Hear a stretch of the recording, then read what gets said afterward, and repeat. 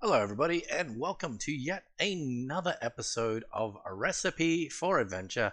I am your host, Freebiewits, and with me today, here's a surprise, it's still Sai.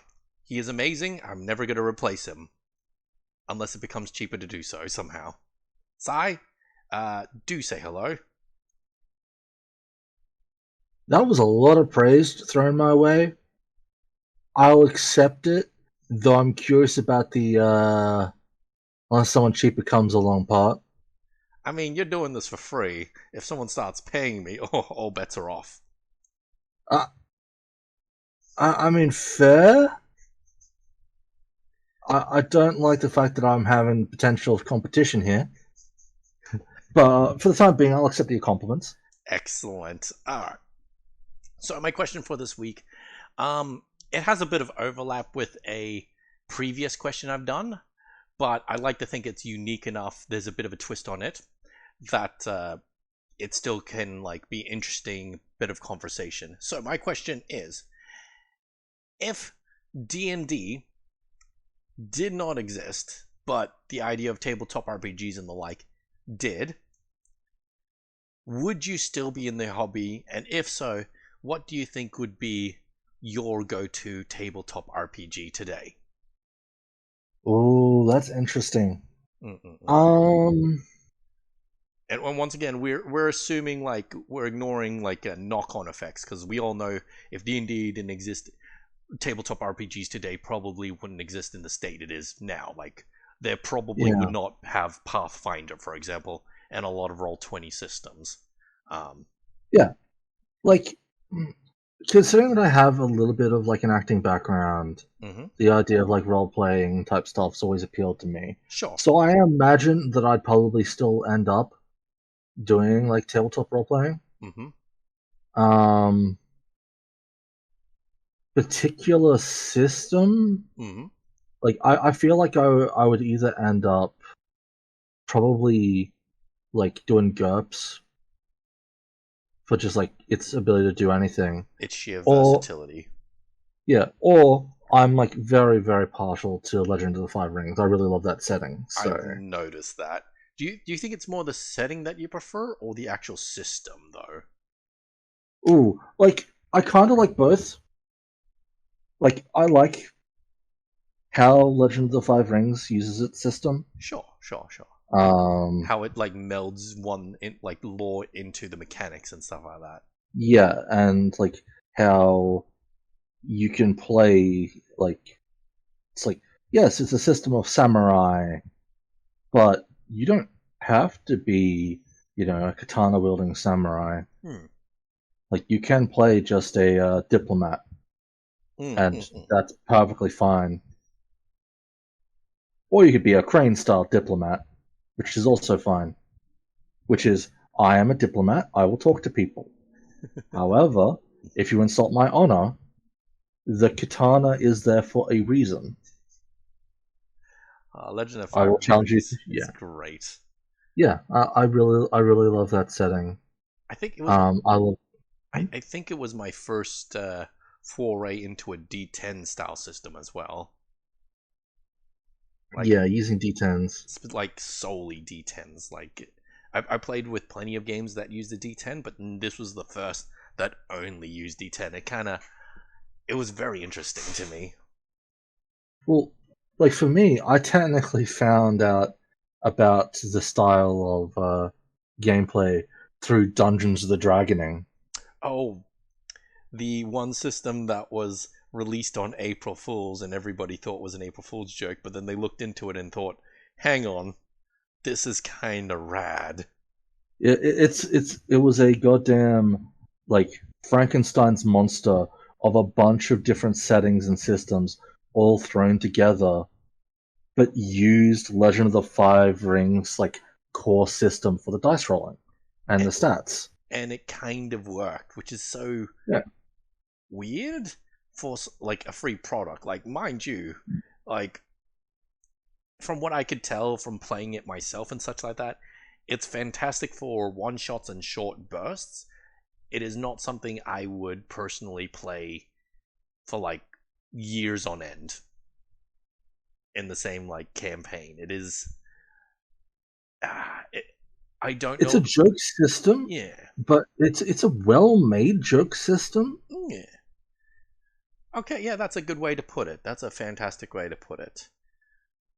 I would love to try that again, but the question, that's not the question. The question is what system? I will answer mine now.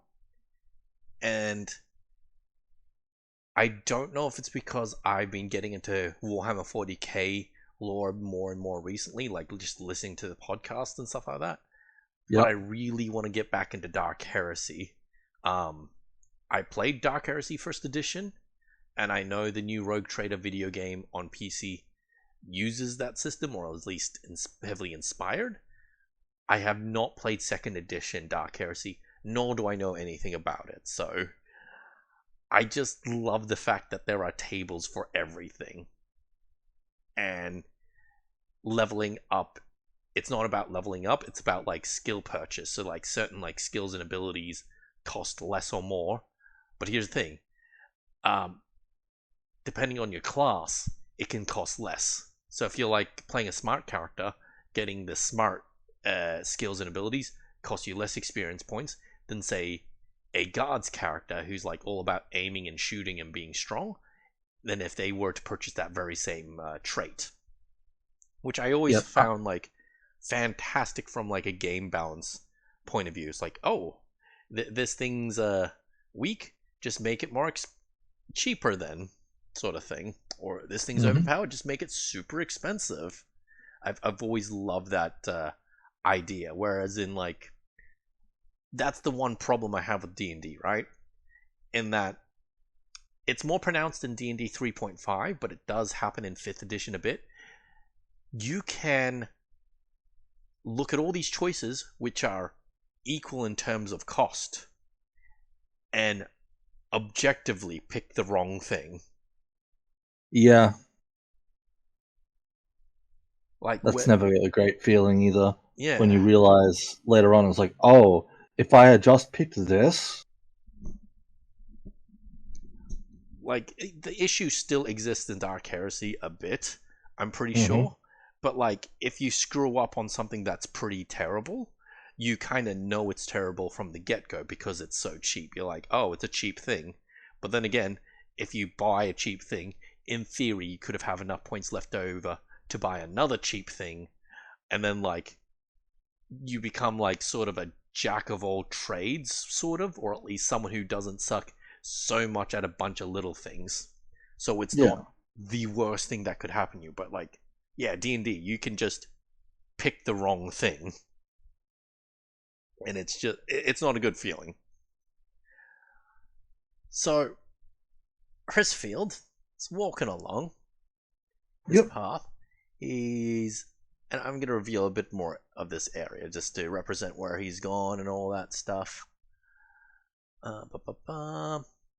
So he's gone to the blacksmith.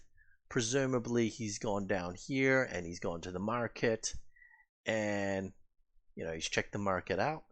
And now he's gone to the library. And then from the library, he's figured out hang on, there's some fantastic treasure in the temple. I want to go there. So maybe he travels, I don't know, let's say down this way and across here to the temple. Okay, So so we're doing the temple next. I believe we're doing the temple, yes. Okay. I think it's just because you're really excited for what's in the temple. I really want what's in the temple, yes, absolutely. Okay. And 100% this place is going to get a map. Oh yes, oh yes. So it doesn't have to be exactly this size or something like that. Scale's always funky on city maps. Yeah. So do we want this temple to look like this particularly, or like this size, or do we want to make it smaller or larger? Because like, what's a good size for a optional dungeon within a dungeon? Would you say? Well, I kind of like this shape. I made it randomly, but the idea of like sort of going in like one of these two like sides and then looping back around to here as like the main like feature. So rather than this being the entrance, you I have to actually loop around one of the sides into the middle. I'd like to I think. think that the middle was originally an entrance, but it has since collapsed for one reason or another. I mean, yeah, you could also do that. Mm-mm-mm. So, But yeah, okay. So it has two separate entryways. Yeah, okay. I kind of like where that is. And then, okay, let's go to the map. I've just made a new map called the Temple. So let me just move us there. So I'm thinking if we're going to do it this properly, we got to elongate it on its sides a bit. yeah. And Let's I also wouldn't do it at the angle that it's on the map. I would actually just, Yeah, put it more rotate. straight. Yeah, rotate it a bit. Yeah. All right, so let's say width is 30 feet, 30 cells, and the height can be, let's say, 20-ish, should be more than enough. Here we go. And this is just going to be rough stuff. Let's put this on the map layer. So that'll be one side. This will be the middle and such like that. And of course, this will be the other side, 3 squares. And of course, somewhere in the middle will be the entryway. I'm not sure if that's equal across.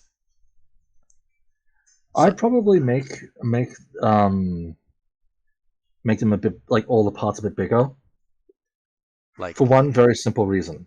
oh, So if we're going to put the Salvage Titan in here, the Salvage Titan is a 3x3 square. I'm okay with the Salvage Titan being constricted. Well, I mean, yes, but we do want to have like a little bit of flexibility for space for people to potentially move around them. Okay, that's a good point. In that And case, so, like bulking out the area a little bit is going to be useful. how's that look to you? I see. Yeah, I think that's a bit better. I like that. Okay, let's do we have a Titan token by any chance? Titan. Not at the moment. Okay. In that case, let me just put in a golem for the time being. Just smush it anywhere, just to help represent what it looks like. That was a bit loud. All right, so he's a Ooh, big 3x3. So that's not what he'll look like by the end of it. It's just a placeholder for now. yeah, that's a really cool picture though. I do like it. So yeah, that'll be a temporary little placeholder. Oh, what's that? Not what I'm looking for. Anyways, doesn't matter right now. So he'll be somewhere in there. And we'll have some entryways, of course. So big like entryways here.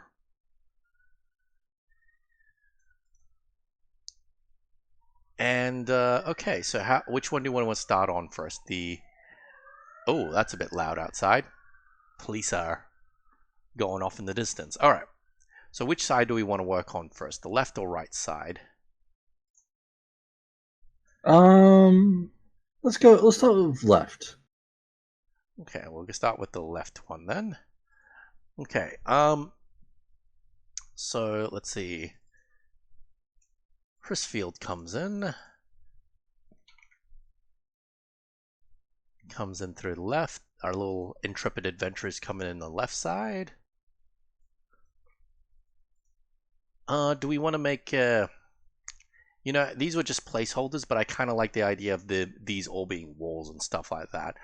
So this will be like one of the entrance foyers or something like that, or I like to imagine the main place of worship is in the middle. So what do we want to use this side for? Like, do we want to make it so that they're living quarters for the priests and such like that? I mean, they'd probably be ruined, but yeah, I like the idea for that. Okay, and I'm just going to list this down as living quarters, and then we can add a bit of flavor on what they are later, and then like we can add in the encounters and stuff like that as well. So these will be living quarters. And obviously, as we continue on our adventure, we get to more entrances and such like that.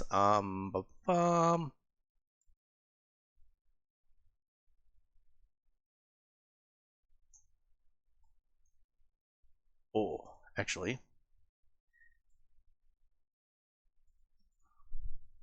I was just having a few thoughts here and there, but all right. So something like that.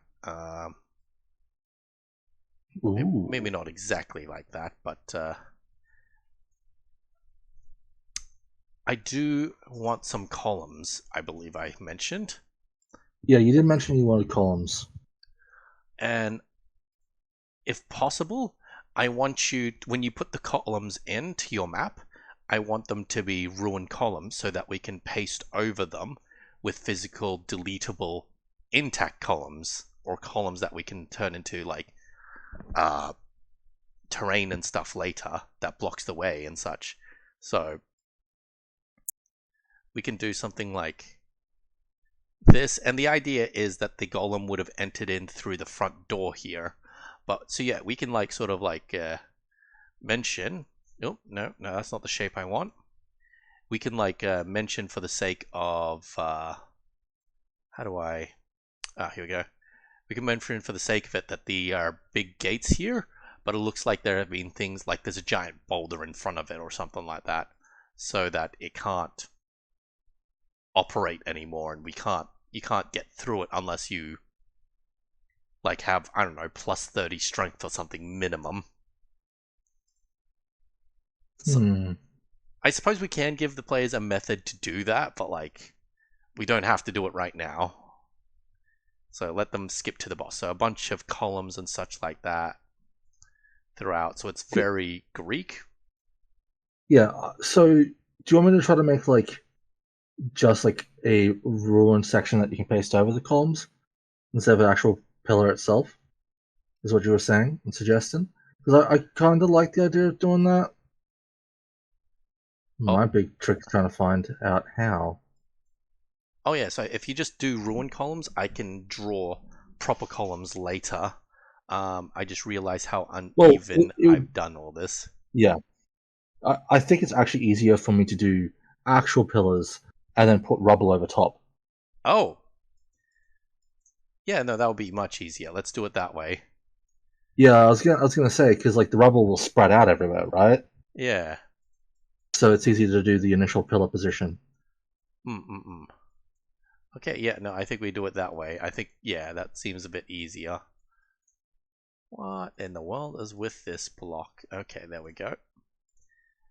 And I'll make you orange. So this will be the rough idea for it. Maybe I can change the entranceway to be smaller on the sides because they don't want to be too obtrusive.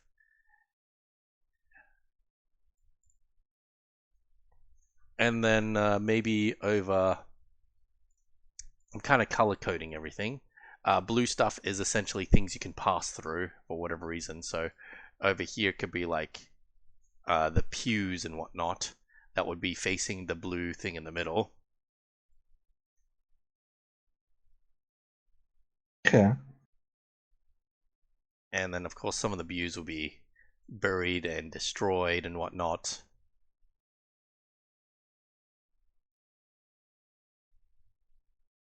Oh, we can make this a bit longer, maybe. So I can move you over here.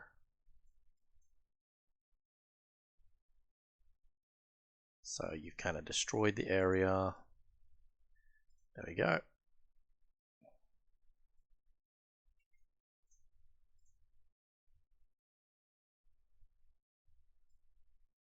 But yeah, I'm liking like this whole idea of like the long entranceway, like not quite as long, but yeah, just all the pews, um, or like because like the pews could make for like good like hiding for those who Mm. like duck down and are careful.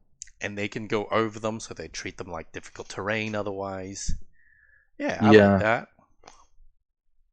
And so, like, I'm gonna put the salvage Titan there, so it's sort of like the object of their worship and stuff like that, and it totally shouldn't be. Okay, so the living quarters are on the top left. What do we put on the bottom left? So we've got living quarters, storage area maybe, or kitchen. Storage, like kitchen, sounds good to me. Kitchen, excellent. Oh, actually, you know what? I want to put in a little extra little thing. No, that's orange. Purple for hidden. So I kind of want like a secret entrance, like secret little tunnels in the back.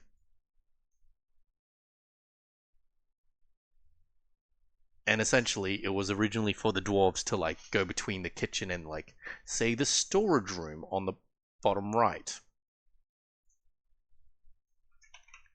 Storage room. And a lot of places, a lot of churches, I've noticed, do have an open area for like the public sort of thing, but it's less about like worship specifically and more a community service thing. What do they call those rooms? That you can sort of like book out and just hang out in for like parties and stuff like that. Wedding. I'm not sure. It's like a private room, almost. Meeting room, maybe. Let's go with meeting room. There's a name for it, but let's just go for meeting room for now. Yeah. Storage room, kitchen, storage room. Yeah. living quarters, or even office. Even meeting room / offices. All right, so and the kitchen, of course, can have like let's put in some more terrain features. Like it doesn't have to be exactly this when you draw it, but like, you know, it could have a bench over here. Could have some cupboards and larders over here, and then the storage room would be, you know, filled with boxes and like crates of like goods and stuff like that, offerings even that they sort through. Totally not corrupt. And of course, the living quarters would have a bunch of like beds and stuff like that. Okay, it's gonna take too long, so I'm just gonna give them squares. And the meeting room / office, of course, would have a big table, tiny little chairs on the side that have been destroyed. There we go.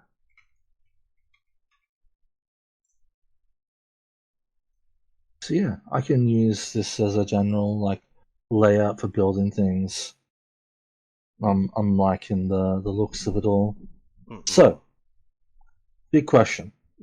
Should the Salvage Titan be the only threat in here? I do want other things in here, but they keep away from the middle because of the Salvage Titan. Yeah. So yeah, you know, I that do means we want. need to start looking. I do want one of the pillars to already be destroyed. Now that I think about it, just to give the players an idea of, hey, they can be destroyed, and maybe like part of the pillar has been like fallen this way, just to show that, like, give them like the idea that the rest of the tower's columns can follow. But anyways, yeah, no, that's easy enough for me to do, to like just have like one destroyed pillar. But yes, I do want other threats and stuff. Ooh, we should add bubbles, of course. I forgot about that. Circles. Let's make you light blue. So I like the idea that kitchen has lots of bubbles and stuff like that. And then the living quarters has some as well, because like that's where they want the central heating and such. So they would have lots of crates. And then the meeting office would have some, but not too many. So environmentally, those would be the safest, but in terms of creatures, we can like do the opposite almost. Um, so are there like any underwater plant monsters that we can do, like strangling weed or something like that? I I mean, as like just straight up a plant. Yeah, plant monsters, Not plant monsters yeah, specifically. yeah. Because if I'm thinking like a monster that's plant related, I'm thinking immediately Vine Horror. Fine horror. Okay. We I think it's can't be hard to I don't actually I know think it's too a much sword. about don't know too much about vine horrors myself. But I assume that can't be that hard to give it a No, it's not. seaweed It's not horror. It's blight. Blight is vine. what the word I'm thinking. Oh, blights. I know what blights are. Yeah. Do we have blights? Not. Yeah. There's some Ah. premium assets, but Yeah. Uh, Unfortunately, I do not just have any blights on ready wholesale by the looks of things. that's okay. But um, a, a blight like the vine blight is really good because they look like just vines to begin with. But once they're Seaweed, yeah. provoked, they'll like change shape into like a more humanoid mass and will like grapple and like tangle people. So Oh, I very always cool. love vine blights because of the way they can ambush and stuff like that. So I'm gonna put some in the meeting room slash offices, and the idea is that they're gonna ambush the players. Once they all come into reach of all three, they'll all attack at Yep. the same time. Yeah. Or unless if one of them's threatened, they'll attack early. But otherwise, the three of them will be coordinated and attack at the same time. Like just wait for the group to go into the middle of them. Like let the group surround themselves, essentially. Yeah. Or And vine blights are dangerous fellows. mm. Do you think the three of them will be good for a party of level 4 characters? Um. Well, think about it this way: like three like vine blights. The typical vine blight, I believe, is like CR1 at most, but it's also underwater. Mm-mm. So let me just double check my info. Vine blight. CR one half. Okay, Here we so they're go. more than easy for the players. Okay. However, this is underwater, Mm. and some people are going to have trouble underwater fighting because you'll have disadvantage on a lot of stuff. And so them Oh. being weaker foes balances out with the fact that fighting underwater is actually more difficult for some. Mm. And so I think the idea of using weaker foes here is perfectly fine. Hmm. Okay, so I will say there are three seaweed blights, reflavored vine blights that can exist underwater. So yeah, essentially, I don't think we need to like change their mechanics besides just say that they can be underwater essentially, Yep, that's all good. and And I we'll can attack. quickly chuck in some stats for one of them. Because yeah, I like the seaweed blight thing. And the thing is, we can use these seaweed blights outside of the temple area too, Hmm. as like random encounters. Oh yeah. So the players can sort of like, there's a clump of seaweed there. Let's kill it. Or if the players position themselves to be surrounded by them. Otherwise, they will remain still and waiting.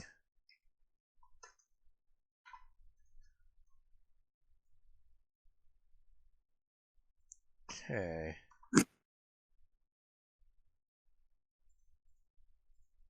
So the storage room is where I'd like to imagine the loot will be, some of the loot. Mm-hmm. Actually, no. The giant pearl, like the pearl and the belt of dwarvenkind, will probably be on the little temple. What do you call it? Altar or something like Also, that. Yeah.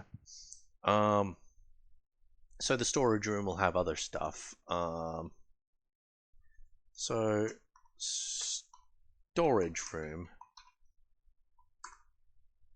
What kind of creatures can we put in this thing? Well, I suppose what we should do is look for underwater creatures. Because it doesn't have to be like something that's like traditional, like, you know, malefic, anything like that. It could just be like an actual underwater creature that's just kind of made the place its home, right? Oh, hang on. I've got a good token for the Warforged Titan. Or the Salvage Titan. There we go. Because yeah, let's see, what kind of things can you find underwater? I'm actually looking through the free stuff right now, see if there's any water-based creatures. Giant seahorse, Ooh. reef shark, the giant octopus, the constrictor snake.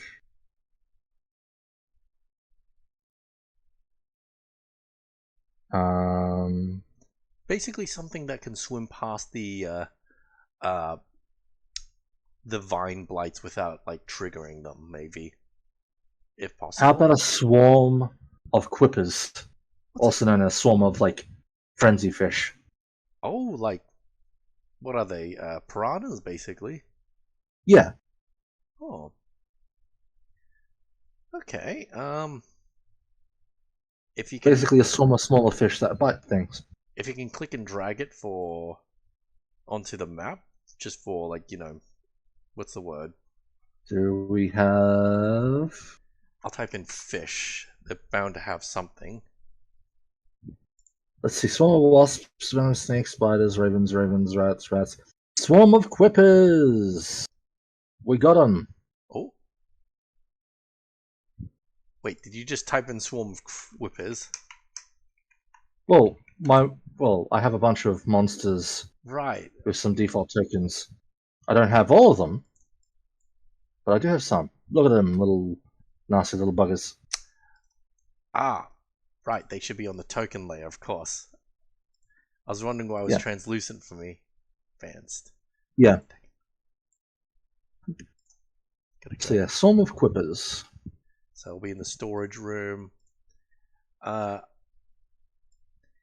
I like to imagine like they're in the storage room, like eating up like all the morsels and such like that. So storage room. There are a series of dilapidated crates and barrels, some of which are shaking slightly in the water.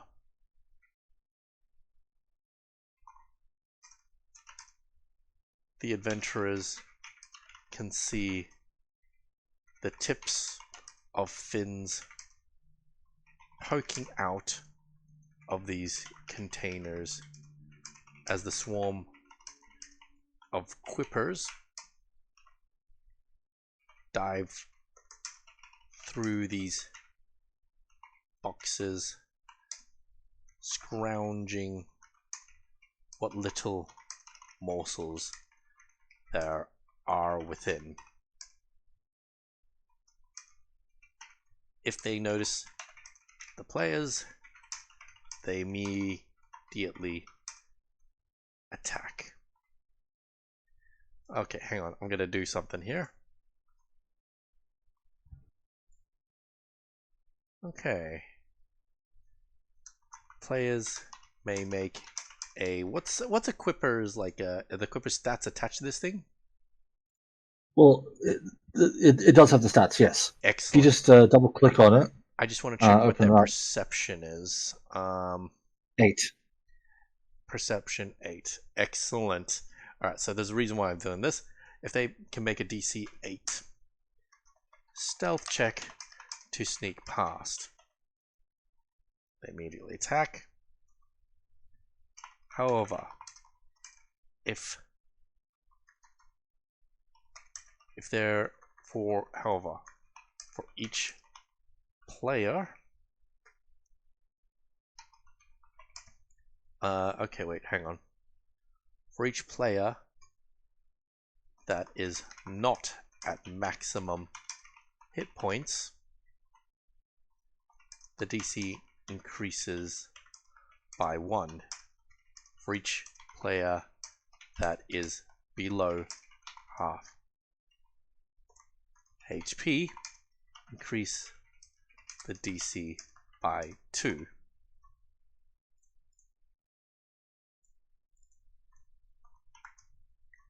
What do you think of that? I think that sounds good. Makes it a bit harder for you to just do what you want. Yeah, and by the time, I like to think that if they, get past the vines, they might be a bit hurt. So the swarm of quippers might be more likely to notice them. And I mean, the quippers do have like that blood frenzy type stuff as well. I like that. So it's like, I like that. Yeah. So them detecting you easier because there's blood in the water makes complete sense. Thematically awesome. What is their CR? Hang on, because I the swarm is basically CR1. CR1. Okay, so the players should easily be able to take it out. Do we want to make a second swarm of quippers just to make it like?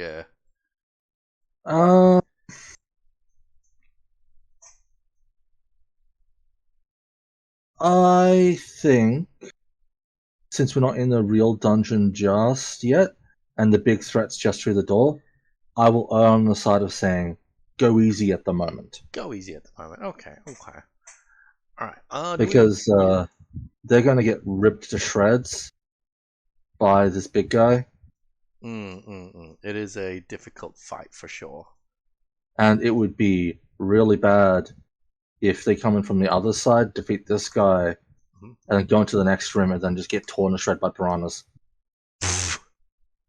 Okay, yeah, no, you convince me. When you put it like that, yeah, I can see the problem.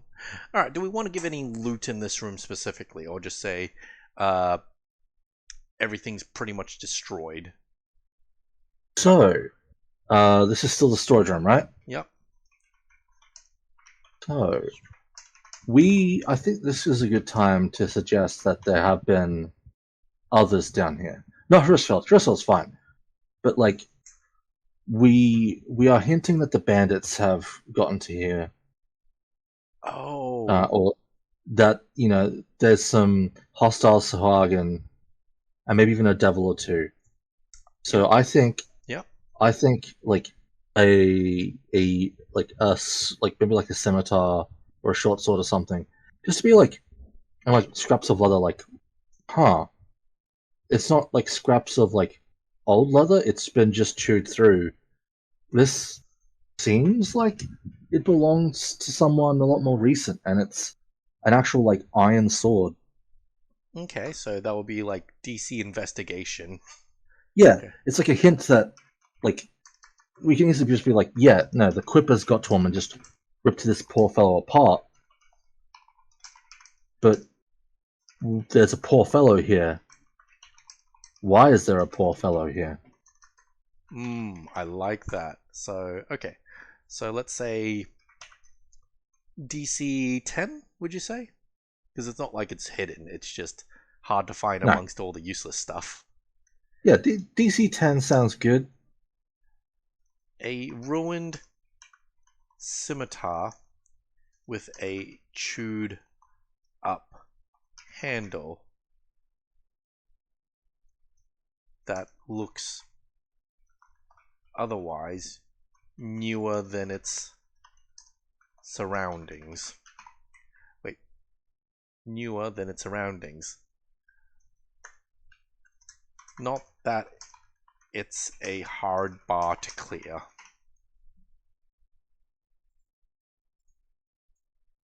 Okay, a ruined cylinder with a chewed up handle looks otherwise newer than its surroundings. Not that it's a hard bar to clear. Okay. Anything else we want to put in here? Like something useful that, like, time forgot about that's still intact? Uh, That wouldn't oh, be eaten? how about just like a holy symbol? Oh, Like, so someone who might pick up divine spellcasting at some point could use. okay. A silver holy symbol. Okay, actually, you know what? The temple. I want to mention something about the outside. From the outside, any sign of religious iconography has been weathered away and destroyed. It's unclear if it's due to the ravages of time or something more deliberate. I just like that little, it's like, okay, you don't know who this temple belongs to, sort of thing. Yeah. That said, I will put in a little extra thing. Let's say DC 18, religion check. Religion. Which way does the sun rise again? The east? Yes. Okay, so while it's not 100% confirmed, it's possible due to the way the temple is facing slash constructed that it is built in service to a sun god, or at least one that is good aligned. Just a little bit of flavor. Good aligned. Okay, so silver holy symbol is found. Do we want to attach a specific god to this place for the Hill Dwarves? Um, I'm impartial to saying, like, maybe yes. Though if we do, it'd be someone like pretty like common, like say a Moradin, God of the Dwarves, Hmm. Master of the Forges. Do we want to make it? It's like this obviously used to be a holy symbol, but it's been so weathered and polished, and it's like you can't tell anymore. No, I think like it being made out of like silver. I believe silver does technically rust, Yeah. but just just doing like a really good bit of silver work where it's like, yeah, this is high quality silver. Um and it's just survived the ravages of time mostly intact. It's a bit blemished here and there. Tarnished, I think, is A what mostly it is for silver, right? intact silver holy symbol is found. Holy symbol of Moradin. Did I spell Moradin right? Morridian? I think it's just one R. Okay.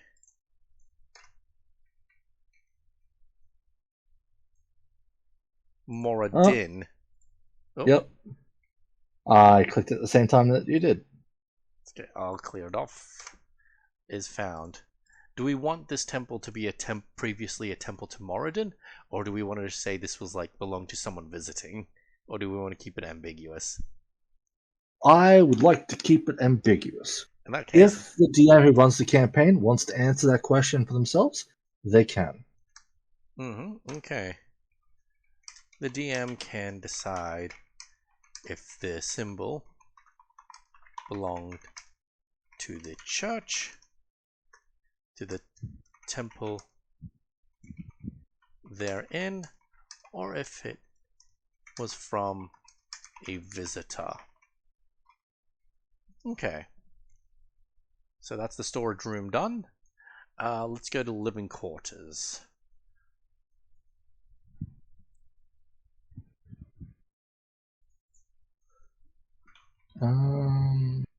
Yeah.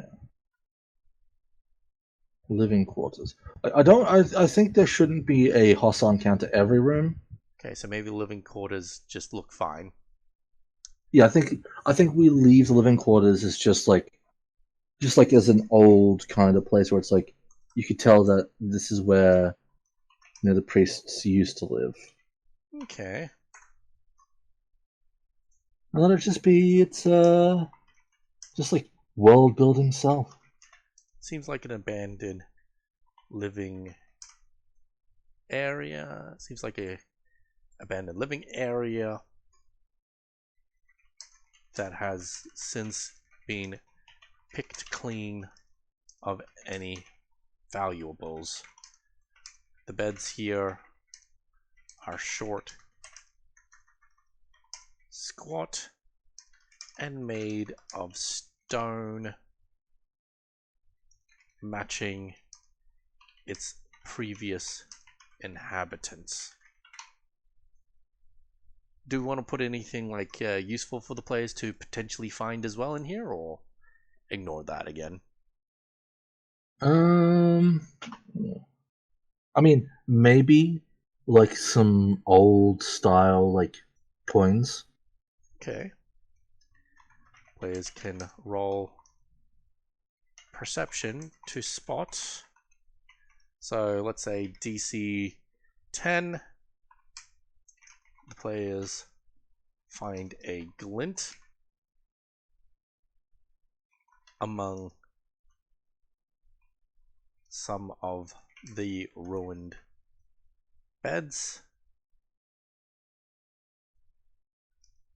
to reveal an old gold coin. And what do they call it? Engraved? Minted. Minted. Minted upon it is the face of a golem. Just to show how like obsessed these dwarves had become with their like machines and stuff like that. Yep. Okay. Um anything else? So it's like a bit world building, but it's like, hey, it's actual wealth. I think we can move on Uh, to the kitchen, but do you want to yeah. add one more thing? Well, I was gonna say like treat it like as an art item, so like it might be worth like say 250 gold pieces Mm-mm. to a collector. To a collector, it's worth 250 GP. So yeah, and like I think that's a good little find. It's like, yep, it's just like old bedstone, nice and simple. Doesn't need to be anything else, I don't think. Mm. We're actually getting to the time limit soon. I just realized. Oh, So we'll do the kitchen and then we'll do the boss fight afterwards. okay. Alright, so what do we find in the kitchen, if anything at all? So I think this is a good place for another kind of enemy. We've had the blights, we've had the quippers. Um, so I think it's time we either put in like maybe a hostile Sahagin. I was just thinking that. Yeah, because like we suggested beforehand that some of the Sahagins would follow to be like, we don't like you coming down here. Mm-mm-mm. Do you want to put in some Sawagans?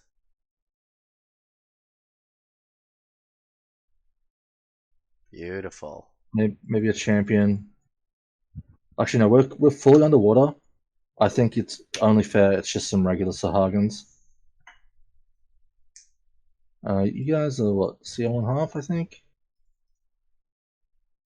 Yeah, CR1 half. I think like 3 Sahagins, who are, by all accounts, technically from the hostile faction. Mm-hmm. Sorry, the traditionalist faction. The traditionalist faction, yeah. What kind of sea creature can imps turn into?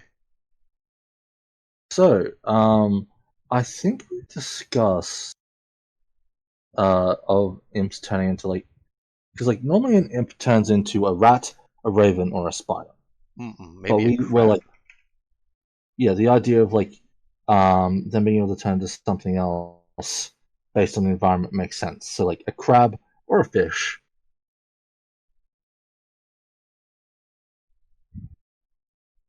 Piranha. So look, Maybe a piranha. Like yeah, a and single piranha. yeah, and like so we joke, but the Quipper does actually have a single, like a stat block for just there being one fish, Oh, please put which it would in. also, if I can find it, yep, Quipper, oh, Quipper, because like just like the rat, the spider, and the bat are all CR0. The single Quipper is also CR0. Hmm. So there you go, single fish. Loitering around. What seems to be their pet fish? So excellent. Yeah. Alright, so I've written that in the room remains of a kitchen. There are 3 swagons loitering around with what seems to be a pet fish. If the players aren't hiding or have been loud in the living quarters, they will be ready for hostilities and attack the players on sight. And then I will have like I will allow the players to do insight check. Insight DC, let's say 12. Mm-hmm. The Swagins were waiting for the players. And then of course they can stealth, of course. DC. What is their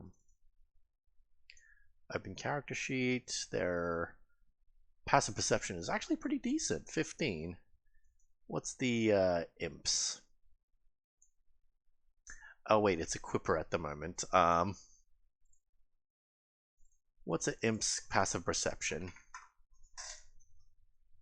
The imp's passive perception is 11. Okay, so we don't have to worry about that. We'll just take the Sawagins one since it's a bit higher. So 15, yep. Yep. DC 15 to remain hidden and potentially sneak attack. If we're going to have them sneak attack, actually, what I want to do is have one of the Sawagins at the door, so there's no way to actually sneak past them. They have to take one of them out, essentially. Alright. The fish. So wait, what happens to the imp when it gets killed? Does it turn it back into an imp? It will dissipate into like a little pulp of sulfur. Oh, okay.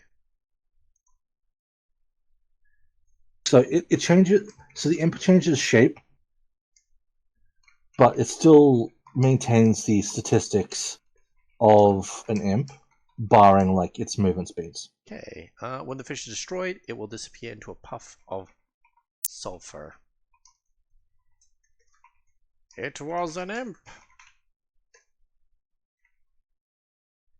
So it will have the imp stat block, not just like the regular Quipper stat block. Okay. But it is like 10 hit points, so not too bad. And thus have the stats of 1, barring its movement speed, which will match the fish that it's turned into.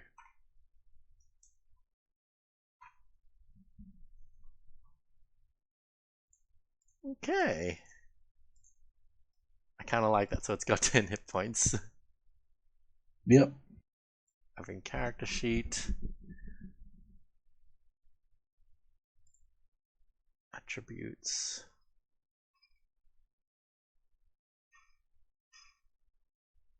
I'll show smarter than this. Character sheet. Oh, did I? Here we go. 10. And where are the DM notes on this thing? Mythic actions. Can you imagine a random fish having that sort of thing? Ah, here we go. Edit. Okay, DM notes, visible only to them, is actually an imp. And save changes. Oh, I love this. I love this so much. Alright, I think we're sorted here. And then next time we can work on the Salvage Titan. Ooh, making sure that's all ready for boss fight status. Boss fight! Alright, everybody, that's Recipe for Adventure for this week. We hope to see you again, and as always, like, comment, subscribe, do all that fancy stuff, and bye-bye. Ciao.